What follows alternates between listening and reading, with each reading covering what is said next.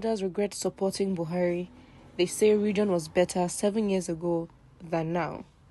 The Northern Order Forum has said that the northern region of Nigeria has problems or had problems, including insecurity before President Buhari took over power in 2015, but it was much better than what its current state is. The spokesman of NEF, Hakim Baba Ahmed, who stated this while featuring on Trust TV Daily Politics program on Tuesday, said that the North opted for President Buhari in 2015. As a retired army general, they thought he would have adequately tackled insecurity in the region. He said that former Goodluck Jonathan was basically seen as a weak leader, while Buhari was believed to be a tough man who is intolerant of corruption and had since 2003 persistently asked Nigerians to trust him.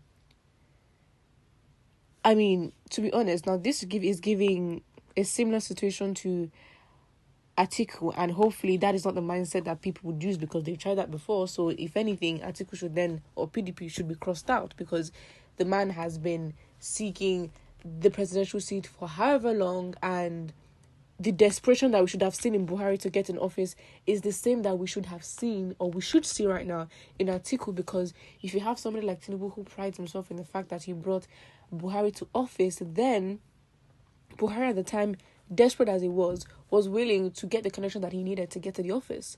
So whatever plan he had, or whoever he was going to please by doing that, his desperation since 2003 to get into office must have been motivation, and I guess, the perfect platform for him to have gotten in. According to Baba Ahmed, the reasons for supporting and trusting Buhari have been defeated as about 25% of northerners have either been displaced or are being displaced from their homes, while agriculture and animal husbandry, which is the major business in the north, are seriously threatened. But I think everyone regrets Buhari. I mean, again, in 2019, it was literally, that was shambolic, to be honest. I mean, it was an opportunity to change a lot of things, and we just didn't. And arguing that things were rigged and is at this point is literally an excuse. It literally cannot run. We can't use the excuse of, things were rigged and that's why, because it's like, okay, fine. So you just let somebody oppress you just because. You have to be intentional, and we have to just admit that in the past years, the population of those that actually participated in politics was very little. And really, if no one participates or says that, even the educated that thinks the votes don't count, and to be honest, yes, the educated can literally see the markings on the wall. They're not unwise, but the country has gotten worse, and I think it's obviously a very big problem right now. Trying to say 2015 was better than now is just not it. It's absolutely shambolic. You cannot say that, because even at that time, Nigerians are also desperate to get a new system, but all we were thinking about was just anything but PDP. That cannot be the standard. We can't just say instead of one the other. It has to be a proper, it has to be a process of not just the presidential seat. We're now talking those that are in the House of Assemblies. We're talking about, these are the individuals. You can't just expect one individual as a president to change everything. His space also matters as well. And of course, yes, in Nigeria, a lot of power does go to the president, but still, we can't just depend on that. And the basis, every election that happens, what the normal overarching theme is because last tenor was worse than the other tenor, so we're going to have this one, because it's literally the same thing. It's like complaining that this is not good, we change, this is not good, we change. But then it's not like, no, you can't just say because things are as bad as it is now, you'd say you'd wish to go back to the times of 2015. What? It's like we're so used to bad governance and such a low standard of living and accountability and leadership that we even reminisce the old bad times while allowing things to get worse. Because if you wanted to allow things to get worse, it can get worse, and we'll just sit down and fold our arms. So trying to compare to 2015 as if, let's go back to that time, is absolutely ludicrous. And trying to say, even before Jonathan, it was better. And then, come on, you're just where do you choose to go? Because really, we're in this mess because of 2019. 2019 was very disappointing. I mean, people were complaining. 4 years of Buhari at that time was already enough. Enough things already happened then.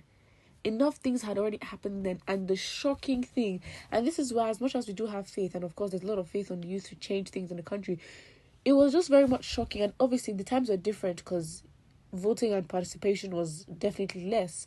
But on just seeing how the 4 years Buhari ruled was so shambolic, people still decided to vote for him. The same way you still have people deciding to vote for Tinubu and those deciding that Atiku is the best option. So what are we talking about? And then even with Peter Obi as well, as much as we're so excited that this is who we're supporting, this fan-like behavior just really needs to stop. And literally, we just need to be on business and say, listen, we are expecting this from you. Yes, you say you have the credentials, great. This is what we expect from you. And when you get into office, we just don't want to hear stories. It's as simple as that. And you go out and you go vote. And the youth, obviously, as they say, it's a game of numbers. The youth literally have the power because statistically, I think 70% of Nigeria's population is under 40. And that is very huge. That is, I mean, we're talking numbers. That is fantastic for the youth to take opportunity and use that. But again, we just need to think of our reasons. And again, I don't know, even in 2015, a lot of people were just having this impression that, Buhari, who not been president or anything, and of course, the only position he had was during the military era, but the fact that we just thought, he's a hard man, hard personality, he's not going to take nonsense. We just need to be realistic, okay? Because if we're using that same mindset, does Peter Obi look like a harsh person? Someone that's out here very to himself, does he look like, I'm going to get into office and I'll teach them one lesson? It doesn't have to be aggression. And it's the same thing that I guess people will like Wike for. And we just need to unlearn a lot of things. Aggression doesn't mean anything. Someone who is, you can see all their moves, and it doesn't mean anything. So again, our process and our standards just need to be better. You can't say because right now, the same thing in 2015 is what we're doing right now. Just saying, you know what?